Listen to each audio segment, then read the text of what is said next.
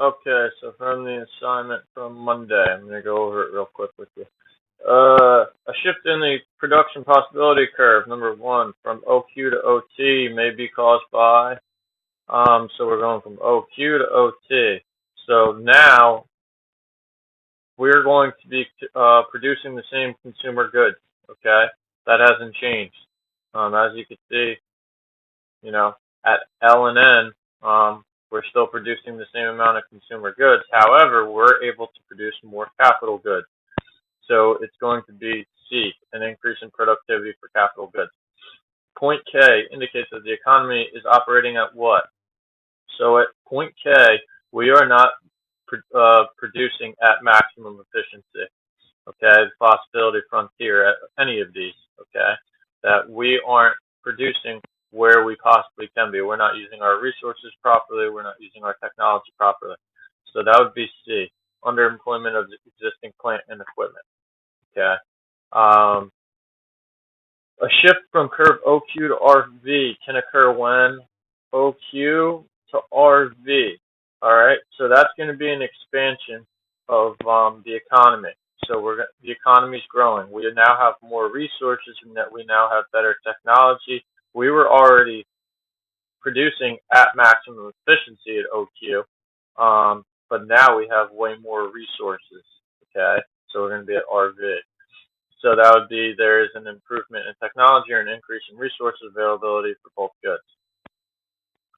All right, number four, given that other variables remain constant, okay, fewer consumer goods are produced at point N as compared to point M. So at point N, there are more consumer goods than at point M, okay? If you go across, you figure, let's say, at point O it's 10. All right, point N would be at 5, and point M would be 2. So that's not right. Future economic growth is likely to be higher with combination M as compared to N. Okay, so at M and N, we can't really say that for sure because economic growth would just push this curve out more. Okay, so then it would just be producing at a higher level. We would be producing more of something at N than M, but we can't say that future economic growth is more likely to be higher with combination M, because N would probably make more. Economic growth will move the economy for a more optimal combination M as compared to N. So M is not operating at the possibility frontier, production possibility frontier. So we can actually produce better. So future growth wouldn't necessarily help us as much as it would with N, because N we're doing as much as we can on resources, so we'll still be producing just as much as we can. Where M we wouldn't be. So the current standard of living must be higher by producing a combination M as compared to N. So we have to find a way to produce better at M than we do right now at N, because we have room for growth there. So it would be C. So it must be more difficult to produce at M than it is at N. Yeah. So 5. Point W is currently unobtainable since what? So point W, we just do not have the resources, the technology, the manpower in order to produce at W. So that would be the reason why all available resources and level of technology are being fully utilized. So we can't do anything better. The economy does not require this level of economic growth.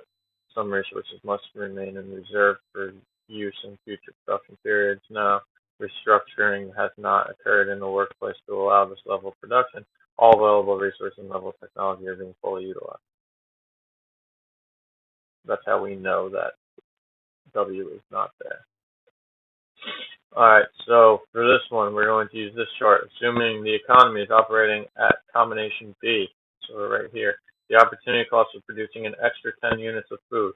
So if we went to C, that would be an extra 10 units of food. We would be losing 30 textiles. Okay, so 30 units of textiles is what we would be giving up. That would be our opportunity cost.